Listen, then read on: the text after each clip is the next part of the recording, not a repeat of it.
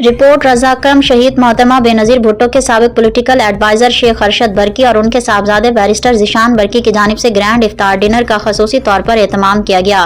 جس میں deputy inspector general police Mirpur division doctor Khalid Mahmood Chauhan,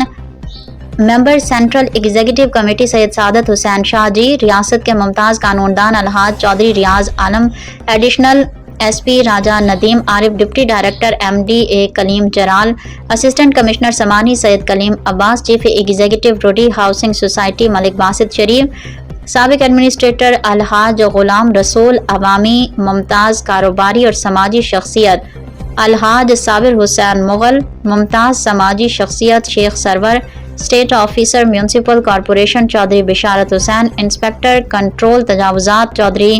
Tariq XEN برکیات، Khawaja Waqar Hanif, S D O برکیات چودھری سید ممتاز روحانی، علمی ادبی شخصیت راجہ طارق محمود، سہروردی آف ڈھیری رستم، راجہ غضنفر علی خان، ممتاز قانون دان راجہ ظفر طارق ایڈوکیٹ، وزیر اعظم کے سابق سٹاف آفیسر راجہ خضر الرحمان، ڈائریکٹر ویٹرنری، سابق ڈائریکٹر راجہ نصر اقبال، ممتاز بینکار اظہر لطیف۔